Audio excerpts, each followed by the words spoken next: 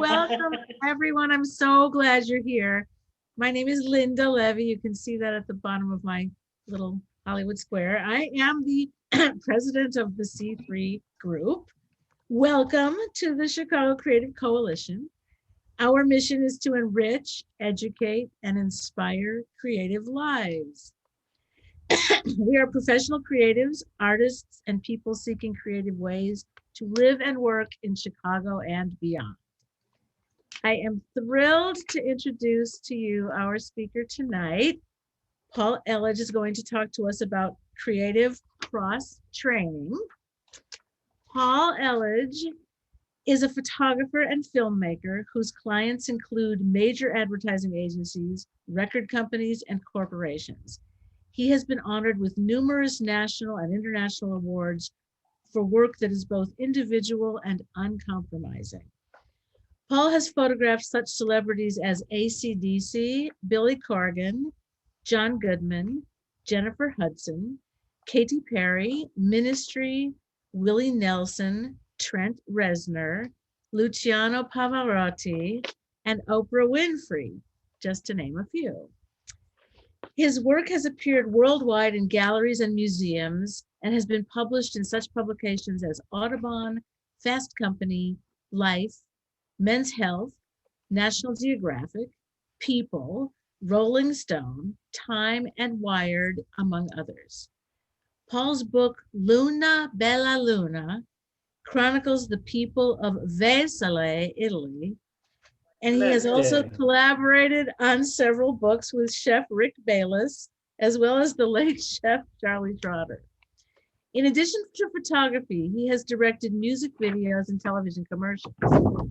Paul's interests outside of image making include vintage motorcycles, all things Italian, music, and expression of creativity, like welding. That's his newest sweet spot, welding. Paul's websites are pauledledge.com, lunabellaluna.com, and iPhone-once-a-day.com. Paul, welcome. Come on in. Thank you, C3, for inviting me to do this Passion and Purpose talk. I'm really excited to see so many people in the audience from all over the country.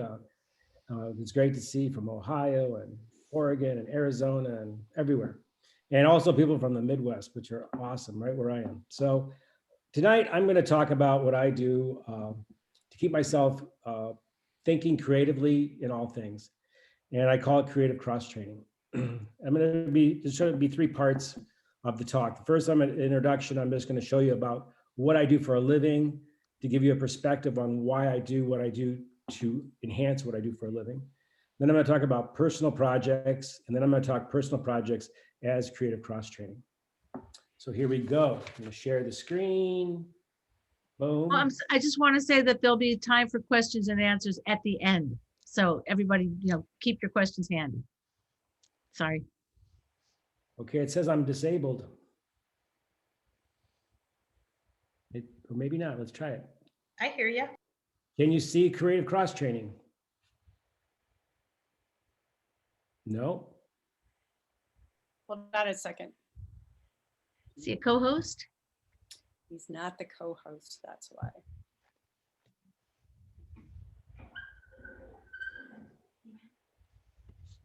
Maybe.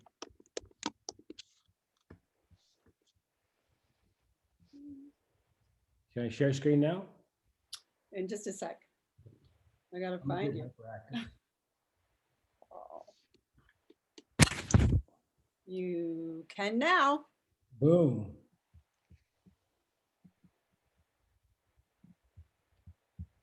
I think boom. Here we go. Now we're legit. Yay. Excellent. Hey, creative cross-training. So as a means of an introduction, I primarily make my living working for advertising agencies, designers, corporations, and work on commissioned projects. So I work for a lot of diverse clientele. This is the Goodman Theater, and my pretty much all the work I do whether it be advertising or for a corporation, is all based on research. The images are all planned out. Everything's set up in advance. And by the time I make the picture, it's in my head. The client knows what I'm going to do. I know what I'm going to do. And it's just executing the project. It's all produced using professional gear, cameras and computers and lighting. And it's all done with a pretty large crew, generally, a producer, an assistant, maybe a hair makeup, styling, location scouts. It's quite a circus, you could say. I have the honor to work with a lot of famous people as well as the everyday person, and it really, really is inspiring. So I came up with this idea of creative cross-training. It kind of grew out of my personal projects that I do. And the real key difference between this work and my personal projects is this is all planned out. It's very organized, and it's really, and I also get paid for it, which is quite nice. Where the personal work is just for love of the game. So commission projects are all researched, planned, set up in advance, all produced using professional equipment, are produced with a producer, with crews, assistants, hair and makeup. And the project is always done in collaboration with an ad agency, design firm, magazine, or corporation. And the key word is collaboration. You know, in my work, the collaborative process is really the great part about the job, because I learn as much from my clients and from the creatives as I do creating the work myself. So it's a collaborative process, and it's a team effort. Traditional personal projects are where I create a mission statement based on an interest, and I use pretty much the same professional gear, same cameras, same point of view I use in my, hang on.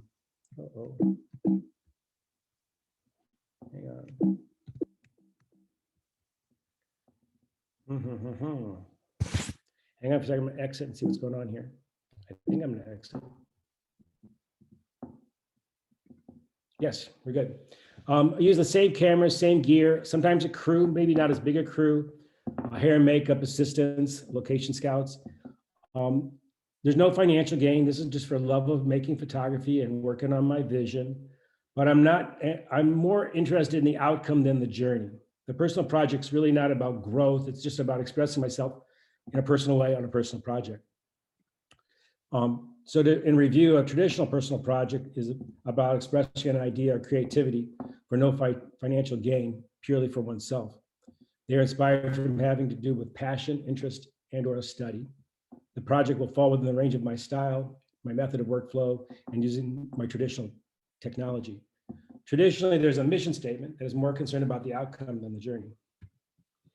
Now we get to the whole point of tonight, what I want to share. Personal project plus creative cross-training. Creative cross-training, you've probably heard of cross-training with sports people. Like I race motorcycles, and a lot of professional racers cross-train by riding bicycles. They're still on two wheels, the physicality, they use a similar muscle group, and it gives them a different point of view on their training. With photography, I'm going to give you a little bit of my mission statement on this project. The mission statement for all projects really has to talk about, in this creative cross-training, is about growth and an extension of my skill set, added on to whatever the narrative or the idea. And the also key thing to creative cross-training is having a given time period. So in this case, I publish every day a picture from this series on social media, but it doesn't have to be every day for your project. But I do think you need to choose, like working out every other day, 3 days a week, once a week, have a metric so that you meet that goal, just like you would train as a sport. Growth can be defined by either personal, technical, or can be both. And it's all about extending one's skill set as defined by pushing one's self outside your comfort zone. Like physical cross-training, a specific creative time period needs to be assigned. In this case, it's once a day. Why did I start this project? Well, I started this project because my agent, Candace, about 12 or 13 years ago, was leaning on me heavy to participate in this new thing called Facebook. And I'm not funny. I can't write. I can't spell. I have very little skill set outside of making pictures. And so I decided I'd come up with this way to participate in social media by making pictures. And I decided to make it as a creative opportunity to push myself. So I chose the iPhone because I wanted to kind of go back to the days of when I was a kid and I just walked around with a camera and made pictures and kind of lived in the moment. And I decided as part of my mission statement to make it a daily diary of how I felt and what I was doing in that moment. And what I like about this project is the technology has to, I can only use the iPhone. I can only upload from the iPhone. I can only use the apps that are on the iPhone to produce the picture. It's all about embracing possibility. And no matter what your medium, whether you're a painter, a writer, a photographer, a filmmaker, if you can create a system that pushes you outside your normal way of working, completely opposite, in this case, using an iPhone instead of a traditional camera, working by myself instead of with a crew, you'll expand your horizons because you start to see the world in a different way. And like it's really about embracing the possibility and opportunity of everyday life. So I have my phone in my pocket like most of you all the time. And even when I'm on jobs, I'm taking pictures. Even when I'm walking Leisha and Mark's dog, I'm taking pictures. Here I was on a motorcycle trip. It was the summer solstice, sitting at a table outside. And I say to my friends, excuse me, which I say all the time, and I run out and I take pictures with my phone. So it really has ignited a certain passion of living in the moment and living in the now to be creative and not just on these projects which are more serious about outcome. It's really about living and expressing myself as I feel and how the emotion of the moment. My mission statement is to create a visual diary using my iPhone. I challenge myself to create unproduced images daily using non-professional cameras and no computer. I work solo with no crew, creating black and white vertical images using only the apps available on the iPhone. And I'm disciplined by uploading one image daily to various social media outlets and websites. So no matter what your medium is, pick something that is completely opposite of what you normally do and explore that. Not so much to make great work, but to really push yourself out of your comfort zone so that when you go back to what you normally do, you're fresh, you're inspired, and you're just living the dream like when you were first started out. What happens is when you're doing this for a living, you're under a lot of pressure to create day in, day out. And I love pressure, so it works for me, but you sometimes stop seeing anything beyond what your job is or your serious project because you become like a serious artist or creative. And this project, Creative Cross Training, is about to have fun and to live with a childhood curiosity.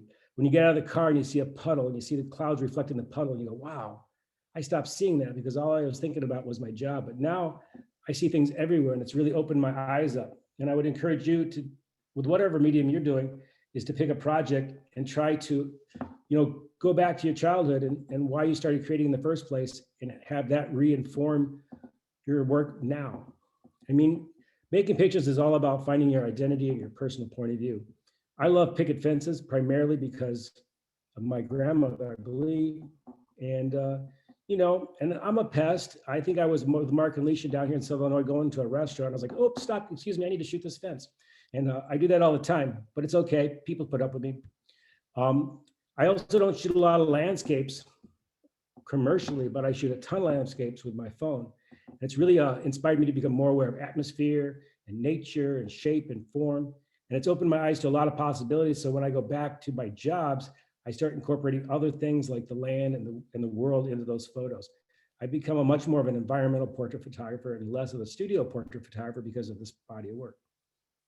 I race motorcycles. And so in the morning, this is at a race, I'm always looking for shape and people and light and speed and shadows. I'm a huge fan of shadows. I'm obsessed with shadows. And with my iPhone once a day, I can kind of get that off my system because I don't do that in my normal job. I don't end up doing a lot of shadows, but this is really fulfilling. I'm also really more enamored with the change of seasons now that I do this project because I've been doing this project, I think, since 2009. So I become a lot more aware of the world around me, less about my I mean, I don't want to say it like that. I'm still just as aware of my assignments, but I'm aware of much more than just my assignments. I'm there to take the picture for my client, but I'm also there to do stuff for myself. And I kind of lost that along the way. And creative cross training has helped me really to stay fresh and engaged and be able to communicate more clearly my ideas. And then I'm always making pictures all the time. In this case, I'm sitting in a car in traffic in Chicago, and this truck pulls up, and the textures and the light and the shapes just really drew me in. And I just take the picture. It's just there for the taking because I'm aware and I'm enlightened to see all this, the world around me. I mean, a lot of my jobs is to take ordinary things and make them extraordinary. And that's what really interests me in the world, is to take like a semi truck and make it really interesting. And also, as I walk outside here in my property in Southern Illinois, I'm always finding feathers and bones. And, you know, it's not really my thing commercially, but in this context, it really fulfills my need to connect with nature. And then I travel a lot for work, and I was on a job in Hong Kong. And when I'm walking to the location, I take pictures. When I'm going out to get a cup of coffee, I'm making pictures. All my gear is at the set, but I got my phone and I can always make pictures. I'm waiting here in the lobby of a hotel for a client. I can make pictures. And it really opens up the whole world to opportunity. And like I said earlier, it's all about embracing possibility. And then on jobs, this was for a rock video I was shooting.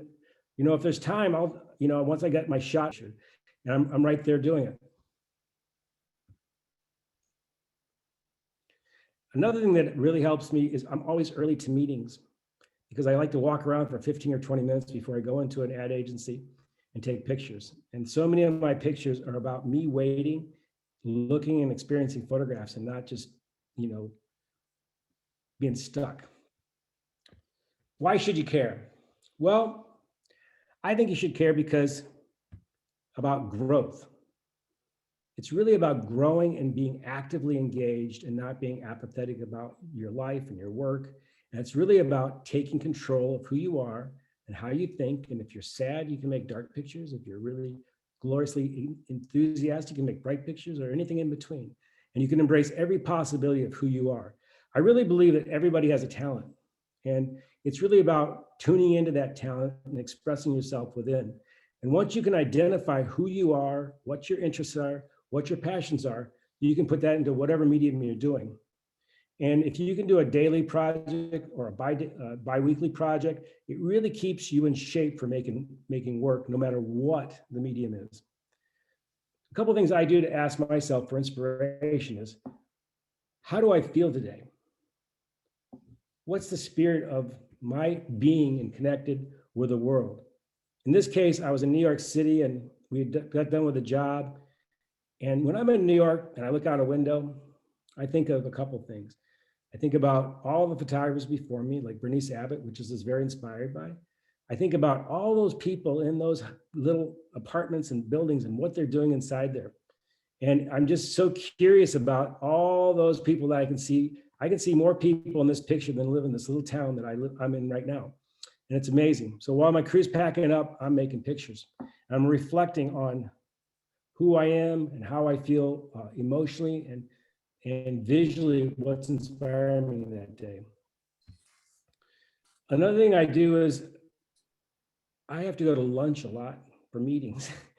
And one of my favorite things is to build in 20 minutes after lunch, before I go to my car, and just walk around whatever area I was sent to. And I see different parts of Chicago in a new way. And I just come out of a restaurant. I'm on the west side of the Loop in Chicago, and I just go for a walk. And I really get to just visually interpret what's there and how I feel in that moment. And it opens up a whole world to me. It's not really about creating an amazing photograph. It's really about just engaging with myself and how I feel. And it's sort of a centering of sorts. I went from Chicago to the post office in Blueford, Illinois, right here. But everything's an opportunity when you have a project. You're always looking to see and feel. I find myself really drawn towards nature and humanity's effect on nature. So I really tend to go towards a lot of buildings in nature and light.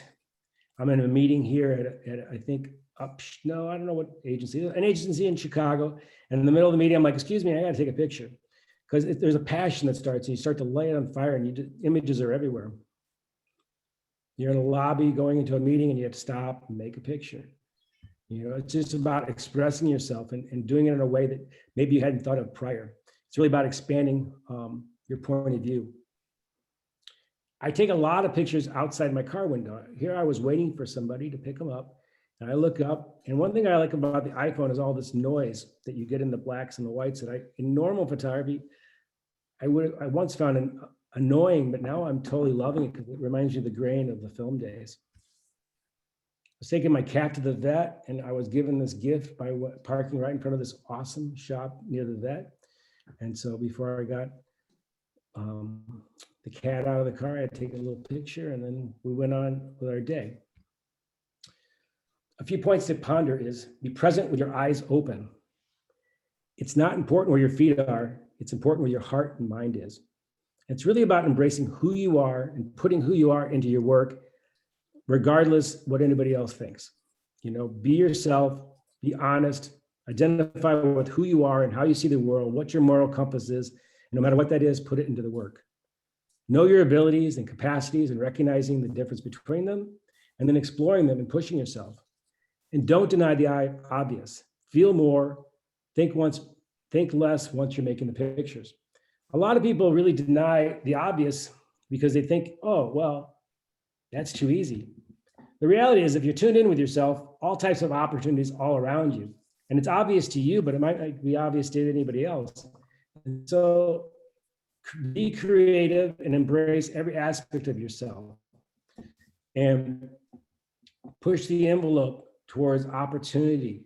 One thing I learned about with directing videos was when I was just making pictures, I was really just going for this decisive moment. After directing videos, I started learning about to tell a story more and to shoot close, medium, and far to tell that story. And I incorporate that back into my work all the time. And I really think storytelling in a creative cross-training is more, for me in this project, is about myself and how I feel.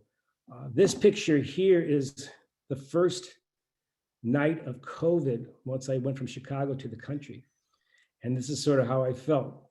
I had no idea what was ahead of us, but I was trying to find beauty in the darkness because I knew there was opportunity there. Something was going to happen, wasn't sure what it was, but this was the picture that was that day. I also live by the mantra, how you do anything is how you do everything. If you do everything with excellence, and I mean everything, taking out the garbage to your work, you'll always be in tune with excellence. And when you want to cut corners and do things half-assed, you'll think, nope, how you do anything is how you do everything. And I incorporate that the same with my iPhone pictures. I take them just as serious as any commissioned project. When COVID first started, I gave myself an assignment. I came out to the woods and I decided I was going to only take pictures within 100 to 200 feet from my house. Number one, I was kind of scared about the whole situation. I was germophobic before germophobic was cool. And so I really didn't want to go to town. I didn't want to see people and, just a handful. And so I would just walk outside my door, go 100, 200 feet and make pictures. And what this did was it really opened my eyes to things that have been around me for a few years that I just stopped seeing. And it made me investigate a little deeper because that constraint forced me to look more clear to what was right in front of my face. And I believe that creativity loves constraints. The more you can put a rule, the more you are on that edge of that rule to make something awesome. At least for me, I like breaking the rules and riding the edge. I mean, I race motorcycles. Part of racing is going as fast as you can without crashing, but sliding a little bit and being on the edge. You're going to win if you do that. And photography or any creative form is the same way, is finding that edge. And so I put this rule on myself. And so for about the first 30 or 45 days, I didn't take any pictures with my iPhone except for that were within, maybe 200 feet or 200 yards of my house. And by doing that, I started seeing things differently and keep pushing that same landscape and how I could interpret that landscape. And I really believe that when you can create a series of rules or a box, like in this case, it's always black and white, it's always vertical, it's always shot on my phone. You have that little device that you have to work with, that little parameters, and then you work with the parameters of the, the area. In this case, I put in that little area to add to the party. Some of the questions I ask myself when I'm creating is, how do I feel today? What is standing out to me emotionally or visually? What are the ideas or content that express my day? Like I said, it's not about creating the most amazing picture. It's really about, for me, expressing how I felt that day. So when I go to post my picture, which is usually around between 8 and 10 o'clock at night, I really sometimes have a better picture, but it doesn't really meet my mood. So I move on to something else. Another thing I do is, and this project has really helped me see differently, is I try to not take the same path in my transportation. So for example, I've been doing a lot of building in the last year. So once I got done with my little project within 100 to 200 feet of my house, every time I'd go to Menards to buy lumber, I'd take a different road or a different route. I'd cut through different neighborhoods and I'd explore different areas. And just that little act of adding 15 minutes back and forth and stopping to take pictures opened up my eyes to opportunity that was all around me. And I really want to focus that ideas are everything. And the idea was, how can I expand my project? Well, expand it by the footprint of where I go and how I see things.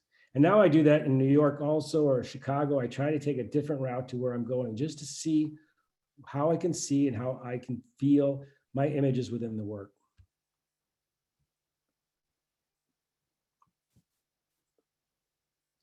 This is a neighbor of mine. I went over to shoot horses, and I really got more captivated by the horse defenses and the lines and the land. I still got to go back and shoot those horses. I think I might have shot one picture of a horse, but I ended up really loving the fields. Another thing I'm really into is cars and motorcycles and any machines. And wherever I find a machine that's abandoned, for some reason, I'm just really intrigued by that. In this case, an old basketball hoop. I like the blend of nature and something that humanity left there. And I kind of wonder if this thing could speak, what kind of stories it would tell me. And once again, I'm very interested in the changes of the seasons and the atmosphere and the light. This was shot on one of my Menards trips. This is a road on Mount Vernon that I had never driven by, and I saw this little shack, and it kind of reminded me of The Grapes of Wrath, which is my favorite book. And stopped and took the picture. Another thing I like to do is look at things from a different perspective. This is actually Mark, who's on the call. And at the 4th of July, my friends down here were kind of going crazy with fireworks. And most people are looking up, but I'm looking at them lighting the fireworks. For me, the show was really about the smoke and the lighting of the fireworks. And I like the beauty of the big explosions, but I really like smoke and fire a lot. I'm talking a lot. And so I was photographing all the guys setting them off more than the actual end result of the firework. And like I said earlier, I love shadows. And for me, I think I've loved shadows since I was a little kid, and it is obvious, but I love it. And so I always take them. The other thing I like to do, and a long time ago in a workshop, one of my students asked me, what is the greatest photographic technique? And I was like, I don't know. I had to think about that. He said, for me, the greatest photographic technique is a U-turn. And I thought to myself, you know what? You're right. That is the greatest photographic technique. And when I go on motorcycle trips, which this was one, I'm driving down the road, I see something awesome, and I do a U-turn and I take the picture. Because if you don't stop then, everything's different if you come back the next day or even later in the day. The light's different, the moment's different, the feeling's different. And so I really embrace a safe U-turn to go back and make a picture. I love these sort of man-made items. Humanity made this and put it in this field. I have no idea what it is. It's like a little pyramid. It's not even taller than me, but I think it's super cool. And I like how it integrates with the land. There's 6 important traits that I use in my work to push me forward. The first one is guiding vision, having a point of view, identifying who you are, how you see the world, what is unique about how you see and expressing that, passion, finding your passion and linking that with your vision, having integrity, which to me means do what you say what you do. When you tell people or yourself, I'm going to post a picture every day, you post a picture every day. If you have rules or a box for these pictures, you stick to them. Trust yourself, because if you don't trust yourself, no one's going to trust you. Having curiosity like a child, and be daring, take risk, and don't be afraid of failure. Because failure is really about growth. When you fail, you can really grow, because when you're successful, that's easy. Oh, I got that. But when you fail, you have to think about it and say, how could I have done that better? And that's when you move to the next level in anything. Another thing I did with COVID is my friend Kevin down here took me on a little motorcycle trip. And I have to say, motorcycles are awesome COVID safe fun, because you definitely have to stay 6 feet apart. And you're all covered up with leather and helmets and gloves, and it's awesome. And we went to all these little towns, and there was a sort of dystopic feel with these empty places everybody was inside, and it was great for making pictures. The other thing was when I was in Chicago, you couldn't go into restaurants. And so I'd go to Pilsen and order some tacos, and I would strategically time it with the time of day that created the best shadows. And for the 15 minutes waiting for my tacos, I'd walk around and make pictures. And it really, I start organizing my day around making pictures of time of day, when I can go wait for food to go get the nice shadows and such. This is outside a lobby of a building downtown where I was waiting for an appointment. I'm always looking, always seeing. This was during that same music video I showed earlier on a different day. I'm waiting for the crew to get things together and making pictures at night. And this is as simple as just after eating in a restaurant, pre-COVID, with my friends, walking out to the car and like, wow, it's snowing out. I love the snow. I love these tracks. I love the light. It just was magical for me. It's really about opportunity, and taking that opportunity and expressing it in the way you see it with your vision and your point of view. The box in this case is the iPhone project. I created a little box. Always take vertical pictures. They always must be black and white.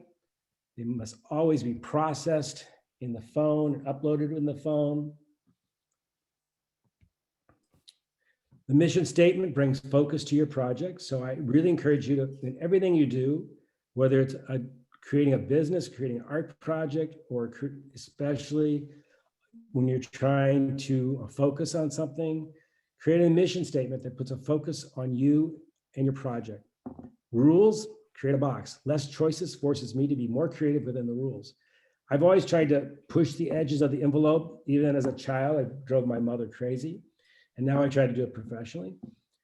The more focused the rules, the greater opportunity there is for growth. And the rules help me be more creative. A lot of people don't like rules, but for me, having that constraint really forces me to be more creative. And then finally, with photography, especially, I isolate the technical aspects from the creative ones, and I work intuitively from within. I do my homework and I figure out what is the tool. Before I started this, I took the iPhone out and I thought about the parameters of what makes a great picture, so I don't have to think about it anymore as far as the technical aspects, not necessarily the content of the photograph, but what gives me the tonal value that I want. I know the kind of light that works now, where I need to be to make the picture. So then it's just about executing. Once you have the rules, you work within the rules. You shoot vertical pictures, shoot them in black and white. Only use the app, and I use something called Camera Bag, which gives me the black and white that I'm kind of into. Is I would say is when I was a kid, I used to love Life magazine and the black and white gritty kind of super contrasty pictures. I wasn't really into Ansel Adams and tonal scales. I just like white and black and heavy contrast. And so that's where I went with this project. It's all about black and white, not much in between. I love contrast. I don't really need shadow detail for this project at all. This is really going back to my childhood. Like I said earlier, creativity loves constraints. People always think that's crazy, but try it. Try doing a project where you push yourself within a little box and see how you can take that box and push it to the maximum. Because you'll find that you're going to dig deeper when you have some constraints, because it's not easy. And things that are easy generally aren't as productive and for growth. And that's why I like to make things difficult for my projects, especially creative cross-training projects, because it pushes me to grow further. Another project that I did early on that really shaped my creative point of view for making portraits was I was learning Italian, and I'd studied at a coffee shop so I wouldn't fall asleep. I like to study in public because I learned in college when I study at home, I'm asleep. So I go in public to study, and Jillian here was my barista, and she was a student at DePaul, and she turned out to become Jillian Anderson. She was then too. She just was a student, and then she became an X-Files superstar. And but she was real cool. And I said, Jillian, could you come to my studio every Thursday for a year, and we're going to take pictures? So the constraint was same subject. So I had to evolve. And I had worked for a photographer named Mark Hauser as an assistant. And Mark was a great photographer. And the one thing I didn't want to be was baby Mark Hauser. And so I did this project primarily to push me to find myself and really push myself to be who I was and not just execute a picture that I had done and worked with my mentor. And so the more you do the same, the more you see the differences in the work. So the same was Jillian, but every Thursday I had to interpret that differently. This was creative cross-training before I knew it was creative cross-training. But as I did the iPhone project, I reflected on this concept, and it was the same thing. It was purely just to push myself. I used different cameras, different lighting. I studied emotions. With Jillian, was the first time I really pushed towards tears and joy. She had the ability, and now we know she's a famous actress, but you could give her a prompt and she could, boom, be there. I'd never pushed people to this degree, but since she was an acting student, it gave me permission within myself to push her to the brink of all types of emotions. And then I started doing it in my other work, and I really found it valuable. And I learned to be a better director working with Jillian. And so having that constraint of the same person once a week for a year, I had to change because she was the same, and how I saw her had to change, and what I did had to change. And that pushed me to do better work and made me a better photographer when I went back to my jobs. Now, I don't know if you know who Richard Avedon is, but if you don't, you need to look him up because he's one of the best photographers ever. And he did a book called In the American West. And instead of a box like I called it, he said he had a series of no's. And in this project, he said no to color, no to the environment, no to stereotypes. Now, with this in mind, I hope you write this down, and that's why I made a slide, and you Google it, or you go find the book, and you think about his series of no's, and you look at his work, and you see how creativity loves constraints, and you'll see the work he did in the American West that is very, very different than anything in the American West done prior. Now, I race motorcycles. This is me, and there's a saying in motorcycles is where you look is where you go. And you'll look where my front tire is, and you'll look where my face is. And I'm not looking where my front tire is, I'm looking where I'm going. And it's a metaphor for life. It definitely helps you win races and keeps you upright on a motorcycle because you look over whatever hazards that are in your way and you end up to the point you want to be. And it's the same thing when you do a personal project. Where you look is where you go. So if once you create those rules, or what I call the box, or what Richard Avedon calls a series of no's, you start seeing these things. And an example would be like, I remember a friend of mine in high school bought a red VW Bug. And they thought that was the only red VW Bug in the whole wide world because they'd never seen one before. But once they got that red Bug, they started seeing them all over the place because they became aware of it. Where you look is where you go. So once you become aware of something, it all comes out of the woodwork, whether it be a project, whether it be an item that you're into. And if you're riding motorcycles, it's the safest way to go. Where you look is where you go. It's good for racing. It's good for writing. It's good for life.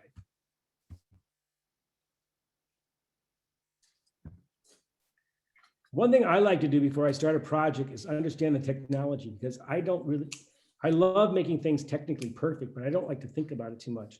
So I do my homework differently. In this case, with the iPhone, I studied the phone, I took pictures, I figured out the process, I figured out the lighting, I figured out what made a technically good picture. So then I could just work with ideas.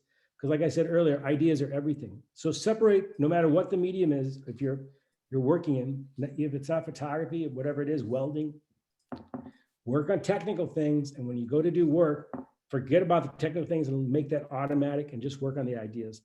Once you get the technical as your language, you don't have to ponder that anymore. And you just have to ponder emoting your expressions. Master the vision that fits the tools. Or go to monster truck events like this. I love cars. I love machines. I love that moment. And one thing I know about racing motorcycles and monster trucks or anything in sports is you have to believe in yourself. There's no way that this dude in this truck, because I know he's a dude, but there are women that do it too. But this guy knew he was going to get air when he hit that. And if he didn't have confidence, he couldn't do it. And confidence is key to any creative process. You have to believe in yourself, and you have to believe in your purpose. You have to believe in your identity and whoever you are and however you see the world. And you got to put that to work. To get what you expect the best. Believe in yourself. And on any project you do, whether it be painting or welding or photography, believe in yourself and your point of view and who you are, no matter how obscure that may be, even more, and embrace it. In fact, if you're obscure, it's even better. Part of my, I don't know if I'm successful, but I'm going to say part of the success in making work for me is that when I was a kid, I was picked on a lot. And I was a weird kid. I might be a weird adult. I don't know. But I just learned to embrace myself because nobody else was embracing it. So it really, in the end, helped me with my work because I totally believe in myself and my ideas, even if other people want to be critical of them. It doesn't matter. Be who you are and put it into the work. Style comes from within. You are your own brand. You are your own brand. Embrace your identity. Embrace how you see the world. Embrace your metrics for life, your moral compass, whatever you want to call it. Embrace it, own it, live it, do your thing, put it into your work. Cross-training for me is fun because it's a place to make mistakes and learn from them. It's fulfilling because you grow and when you come back to your day job and your regular work, you're brighter and you're clear and you're cleaner. It recharges your creative self because there's nobody behind you. It's just you creating stuff for yourself. It helps you discover new aspects of who you are. Because when you look at the work, sometimes you take pictures subconsciously and you don't even know why you took that or why you like it. And a month later, you suddenly realize, wow, I'm really into this. I'm really into that. I had no idea. And it's cheaper than therapy. When you do work for yourself, you can get all that stuff out into the work. It's very productive. If you're angry, if you're happy, if you're in love, if you hate the world, whatever it is, put it into your work and you're going to make great work and you're going to feel good. Thank you very much. I'll take some questions if you have any. I'm very happy to have been given this chance. And I hope some of this helped you along the way.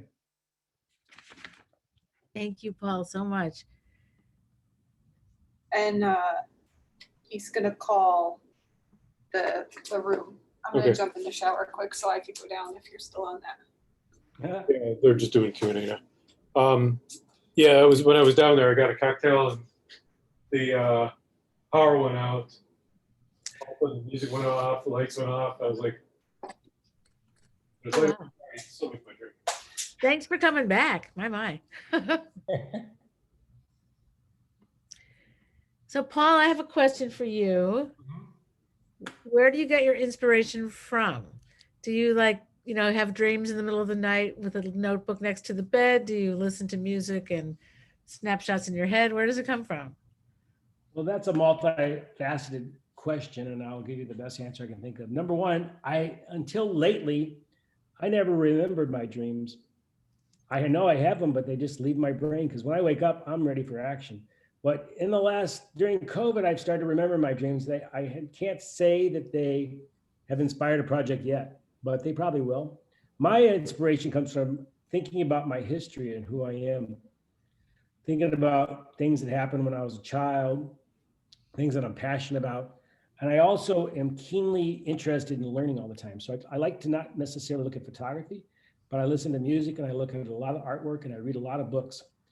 When I was young, my dad always had the mantra, read all good books. And I still do that to this day, and I'm very inspired by other kinds of creativity. Probably my favorite artist is Alexander Calder. And I also like to learn new things and challenge myself. And then that comes back and informs my interest in photography. Thanks.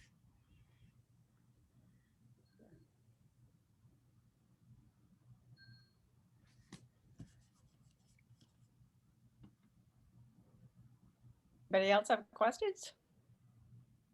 Maybe everybody left. No, they're here. Come on. I'm Six sure. people here.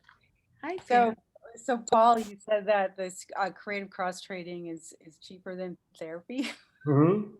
but a lot of the things that you mentioned sound like personal growth type, like things that you've learned along the way. Yeah, about it's my yourself. therapy. My Yeah. grandmother was a psychiatrist, so I was under psychiatric care as a child by being at my grandparents. But I think I've learned more taking pictures. But what were you saying? I'm sorry. No, I mean, I kind of chuckled at that because, I mean, the thing about making mistakes, of course, I learned a lot about myself through those, you know, and just engaging with the world but I also did therapy too. So. Well, I'm pro therapy. I'm pro everything, really. But I think when you can express yourself without the fear of failure, you are able to realize that being imperfect is fucking awesome. Excuse my language. It's the imperfections of life that makes us all different and interesting. But as we grow up with this kind of thinking that we have to be really good at something or look good or feel good or whatever, it's really about creative cross training isn't about making a great picture, or image or whatever your medium is. It's about pushing yourself, accepting the failures and realizing that they're really awesome and they can inspire your work that you do professionally. And for me, that's a therapeutic situation. Not that I'm qualified. No, at the end of the day, I celebrate that I'm human. Yeah. Is there ever a day when you just don't feel like making a picture? There is never a day or a moment that I do not feel like making a picture. I am high on life and high in photography. I mean, now, even though I'm embracing welding as a new passion, I make pictures at welding all the time, and on the way to welding, on the way back. Sometimes I always leave about 30 minutes before sunset just to make pictures on the way home. I don't know. It's kind of like a high for me. And, you know, it's a way that really charges my body, and I just never get tired of it. And I've been doing it since I was a little teeny kid. I don't know why. Paul, I want to ask you about hardware and software. Yeah. I'm in Creative Suite all day long, and it blows my mind that you can do that on an iPhone. So how you doing your dodge and burn and contrast? I imagine you can do that, you know, somewhere. And Well, there's two things that I do. I always, I'm a kind of a nerd and an Apple freak, so I always buy the newest phone whenever it comes out, pretty much, you know, within 6 months. And I shoot with the I don't generally use, you know, I've narrowed down just using the regular lens, even though they have 3 lenses now. It's too complicated for me. I'm simple. And I use this thing called Camera Bag, which is, I believe it's called 1962 is my favorite. They may have changed it, the name of it, but it's the most contrasty version of Camera Bag. And then I re-put it into the regular function of the camera that has a lot of options just built into the Apple nowadays. And I'll do adjustments on that. And then if I need to do something fancy like what you're talking about, you can actually get a Photoshop for your iPhone that you don't have to pay extra for. It's with it, you know, you just put your Adobe ID in. But honestly, I don't do a lot of burning and dodging. I do a lot of highlight. I blow up my highlights a lot because I love white and I love black. So I'm mostly dealing with contrast ratios, and I understand what the light is and how it is interpreted by the camera. And I can see a picture that's going to be a great iPhone picture based on tonal scale. So I'm not doing so much burning and dodging, but you could do that in the Photoshop on the phone if you really got into it. I'm fairly impatient as a person. I'm in a hurry all the time. And so I pretty much stick to pretty basic slider kind of things. But those are the three things I use are the camera bag, the system that's within the iOS of the phone, and Photoshop for phones. Thank you. I can give a perspective on that as someone who's with Paul a lot of times when he's taking pictures. He has also pays like super innate attention to what the light is doing, and he's learned, which I've learned from him in this aspect. You can't take, like, his pictures don't work in every single lighting situation, and that's something like where he does his tool bag, he kind of figures out his tools, and that's it over on this side, and then he puts his feelings into it. But I feel that that plays into his pictures as much as all of the processing he does. Just, you know, being really attentive to what the lighting situation is and how it works in black and white on his iPhone specifically. Thank you, Alicia. That's well said.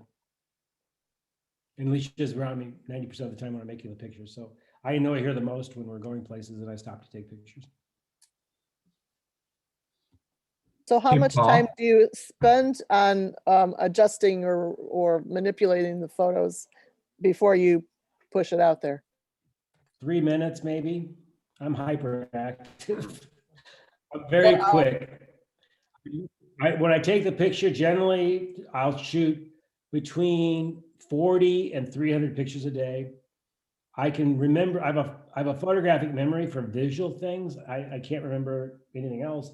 But at the end of the night, I'll know before I look at my pictures I took, I'll know the three that are the ones that fit my feelings. And I just turn those to basic black and white and make sure that they are what I think they are. And then I'll decide which one's my mood. And then I'll maybe spend 3 to 5 minutes on that one picture and then post it and go right to sleep. I'm pretty quick. But Paul, I've been I doing was it for just- 12, 13. Paul, I was curious, Go ahead, Pete. you know, you do everything on the iPhone. You've been doing it for what, 3 years, so you have this huge body of work. Are you ever tempted to bring it into regular Photoshop? And, you know, in the commercial world, everything always has to be perfect, and you're always pushing to make everything perfect. Are you ever tempted to bring it into regular Photoshop and tweak it even further and make big prints or anything like that? No, I've made a lot of prints, but I just pretty much, you know, I go with what I got. I kind of embrace all the imperfections of this particular project, unlike my other work. With you know, the stuff with my other cameras and projects, yes, they go into Photoshop and all that, and we deal with things. But really, this, I look at this as kind of like when I used to shoot SX70 Polaroids. It comes out, that's what you got. Thank you very much. You either like it or you don't. And I really embrace that it's kind of a very simple process. And I'm also, I don't reflect going backwards. I'm always looking forward. Where you look is where you go. So I never look back at my work and really want to mess with it anymore because I'm bored with it. I'm like, did that, done that. I want to do something tomorrow that's even better. And so, although Pete, I understand where you're coming from. I'm sure people do that, and that's fine. It's just for me, it doesn't fit my nature of speedy hyperactivity. There's something very freeing about that also, I think. Yeah. Yeah, you don't And, get you know, another comment, if I could real quick, you know, you're saying about the constraints, and you always think about creativity and freedom and, you know, exploring the possibilities. That box that you talk about really struck me as, it's really like an invisible guiding hand, because when you find the framework, you move out to that frame and find out where that edge is and what you can do at that edge. So it really is like an invisible hand pushing you along. That's a nice way of putting it. I appreciate that. Yeah, it certainly makes things easier when you have those constraints, because I know I'm not going to shoot horizontal. It's got to be vertical. I know it's going to be black and white. So even if it looks amazing in color, I may show somebody the color picture, but I never show it in reality. And sometimes it just, you know, I don't even use it because it's a better color picture and it just goes to wherever color pictures go. But, you know, the constraints really keep it simple, streamlined. I don't have to spend as much time on it because I know exactly where I'm going with it. And there's questions to me. And I think a lot of time gets spent questioning oneself of, is this what I want to do, blah, blah, blah. And the box or the constraints help speed up the process of executing it.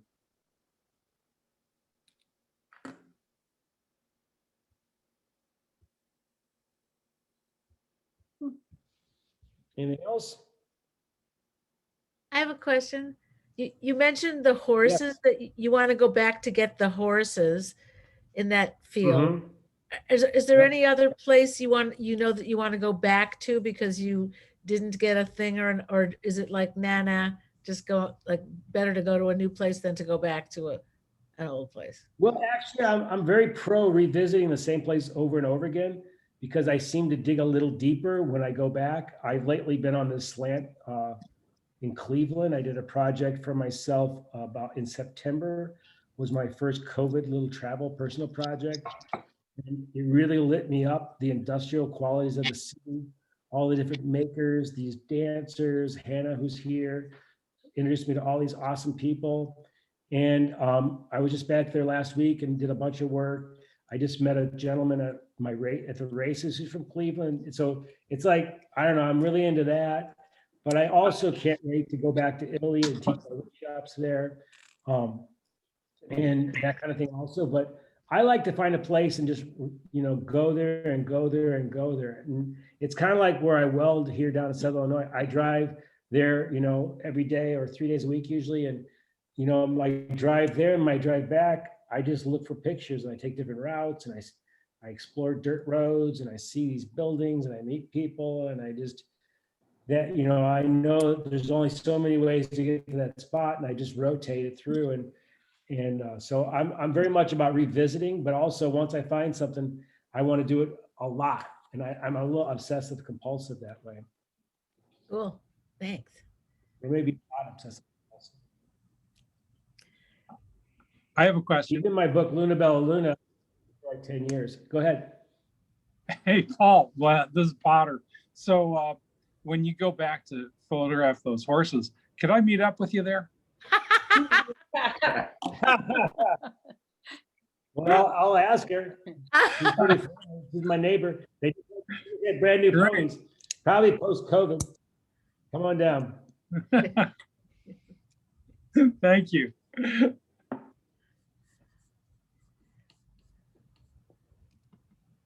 I'll ask one, Paul.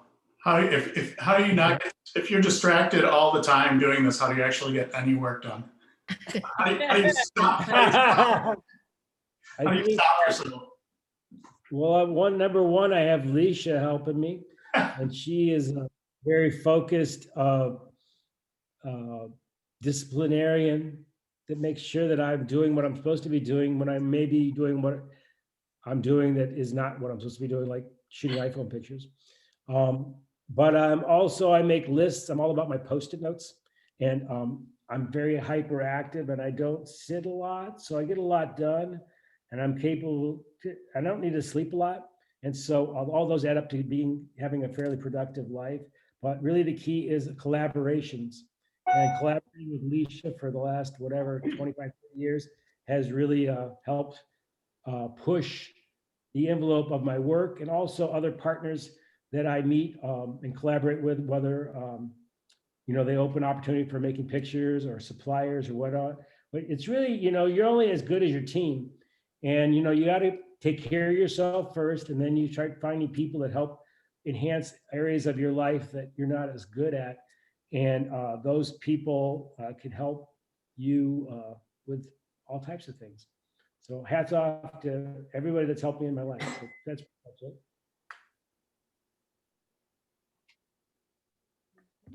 Sunrise or sunset, Paul? I noticed a lot of long shadows and a lot of side lighting. I get up very early in the morning before the sun comes out, and I probably shoot more pictures at sunrise because I'm not late somewhere. And so I have plenty of time to take the picture before I go work out, which usually I work out in the morning. Sunset, it can work, but a lot of times I'm into something else, so I miss it.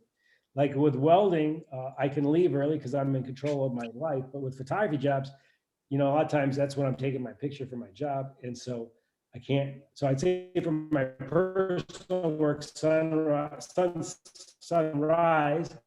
And for my projects, sunset, because most of my clients don't want to get up at sunrise. Sunrise is more, works for me better. Plus there's a certain magic when I wake up and it's all dark and suddenly this beam of light comes. It's like, wow, that's so cool. The earth is awakening and the animals are awakening. I'm awakening. It's awesome. Potential fog. Yep, and fog, Oh. atmosphere. Mhm. So I'd say most of the pictures in the morning, now I think about it.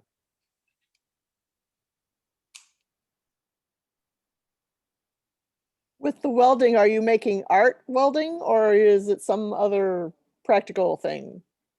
The welding is started out, I mean, the goal is to do artwork, but the guy I'm working with, I started doing practical things for my shop, like making holders for my vices, a welding table.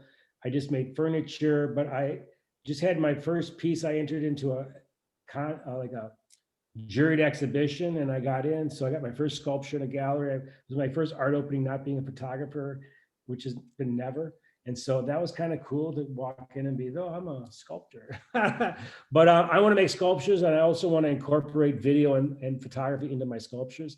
So in the end, probably in about a year, I'll start, right now I'm just working purely with metal to master the craft and establish my ideas creatively that way. If you went to, I have a million Instagrams, but I have Paul Elledge _133 racing, and you'll see welding projects and motorcycles sometimes. And then Paul Elledge is just is photography. But if you're interested in that kind of stuff, but it's doing a lot of birds and kind of things that have to do with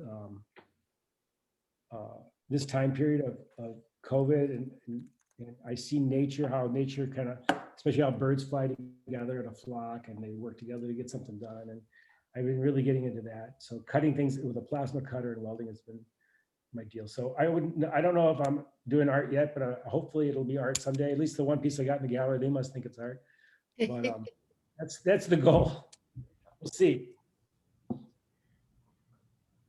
Hey, I want to take a minute just to mention something because you said something about workshops.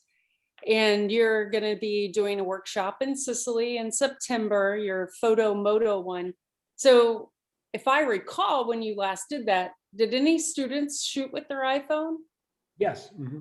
Yeah, the workshop that I teach is more about creativity than less about gear. Yeah. I had people that were shooting with Leicas and Hasselblads and Canons and iPhones.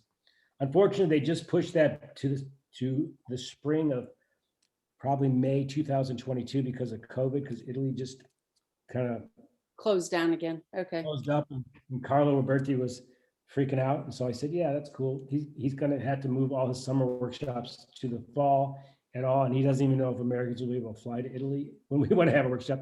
So we're open in May of 2022 that if you want to come out and make pictures with me and push your creativity, it's really open to any technical or non-technical type of person. It's really about pushing a creative idea. And if you want to be technical, I can help you. But if you just want to talk about ideas, I can help you with that too. Cool. Thanks, Leisha. Mm-hmm. Oh, that sounds really cool. I'll put it on my calendar. Yeah. Well, the Italian thing is really about photography, food, and fun. So we eat, drink, and be merry, and we make a lot of pictures, and it's a really good time. Can you make a new box out of those things? That sounds terrific. Yeah, well, I can do that. Does anybody else have a question for Paul? Can we maybe put the social media links or names or whatever in the chat so that we can refer to them? Let me see if I can figure out how to do that. Do you know how to do that, Leisha? Yeah, I can do it. So there's a Paul _Elledge is like the I profession. gotta look them all up, but I'll get them in there. And there's Yeah, Paul if you _ just look Elledge up- I mean, if you go on 133 Instagram and- Yeah, and which is put for Paul's welding. name in, you'll find them. And then an iPhone once a day, which is the iPhone once a day stuff. I also have a website that iPhone once a day that would show you all 12 or 13 years of it. Wow. And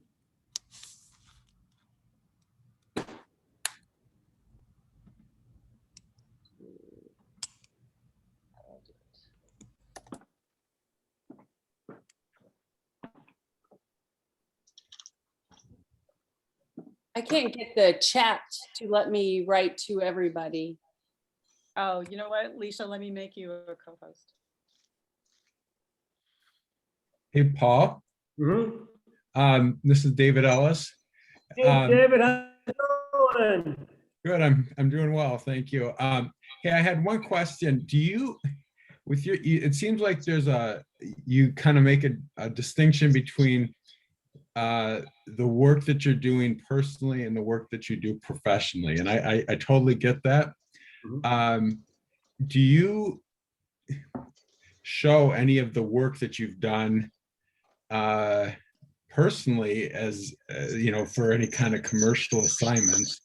And if so, is there any, you know, looking back at all these personal projects you've done, is there any specific commercial assignment where an art director or creative director has said, like, look, I really like what you did with this personal project or this piece. Is this something we can do commercially?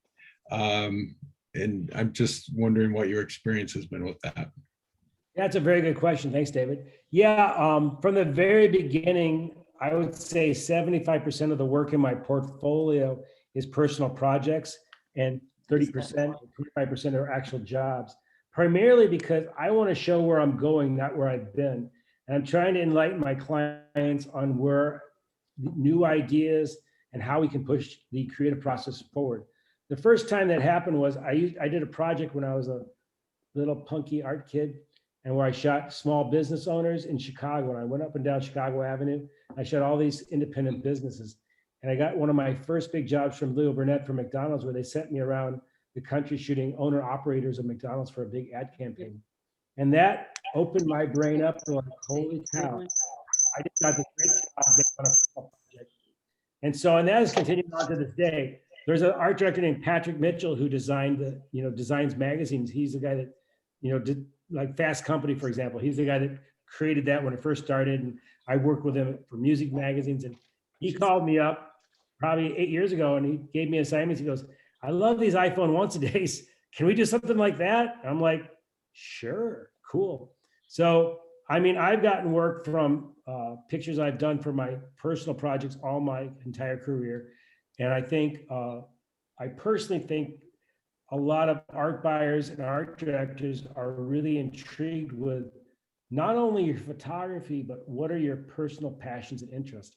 And then when they can link that up with their projects, they're going to win because you're bringing something extra special to the party. And I think they recognize that as a metric. And I would highly recommend showing your personal work. Like I probably do at least 75% of my stuff that I show clients is personal projects, to the point that when, like 20 years ago, VSA partners used to call me up and say, what are you doing new? What's your latest project? Can we see your personal project? And before they even designed an annual report or a job, they'd want to see something. And then sometimes they'd actually design the idea based on something creative that I was doing for myself. So it's a real plus. I highly recommend it. Thank you.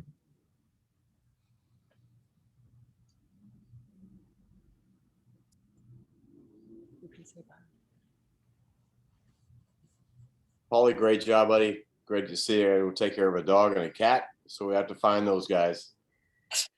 Okay. Bye, Mark. And What, no Linda- horse? No horses, no horses. Okay. But I have been beside Paul when he's taking these photographs, and being a layman in photographic stuff, I look at the stuff that he sees and it comes out on his camera. I have no idea how he sees it. So a great talented man. So Paul, thanks for all your images. Thank you very much. Wow. Say hi to Jack for me. I'll do that, buddy. Mark and Alicia's dog are highly starring in a lot of my pictures. So I'm glad Mark's taking care of Jack.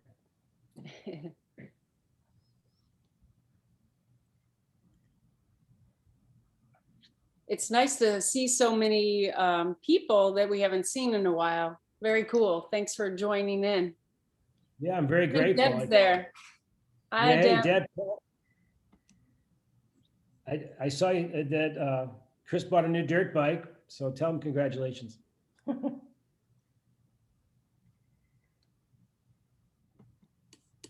Yeah, Hi, Paul, sorry, I'm Leah. I'm a student at SIU Carbondale. I'm in one of Dan's classes. Awesome.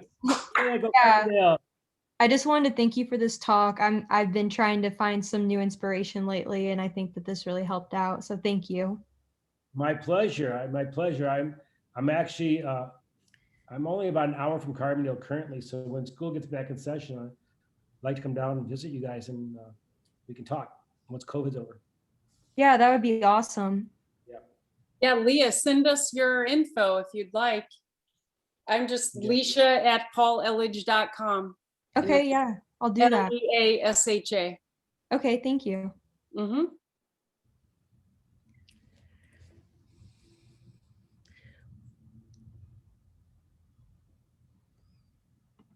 I would love to hear how all of this resonates later. Paul, I've heard you give this talk before. I've loved it every time. And there's always some mysterious thing that happens like the next day or 3 days later. It's like, look at that.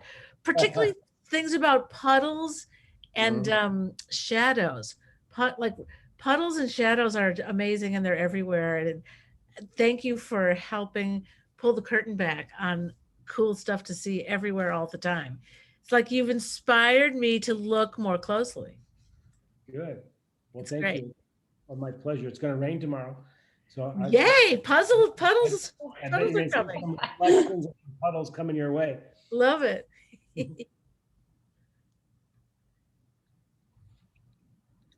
Well, thank you everybody for coming tonight. It was a pleasure sharing. Feel free to send me a note if you have a question. I'm happy to help you with whatever I know. And Leisha, I think, put the Instagram things on and you can follow a lot of those pictures and make comments or send me a note or whatever. And I hope everybody embraces who they are and deeply and puts it into whatever medium or work they do, whether it be photography or writing or painting or dancing or whatever it is you do, let it rip, be yourself, own it. And thank you for coming out tonight. Thank you so much, Paul. Thank you. Thank you. Thank you. Thank Okay, you so bravo. much. Woohoo. Everyone have a great night. Yeah, and thanks,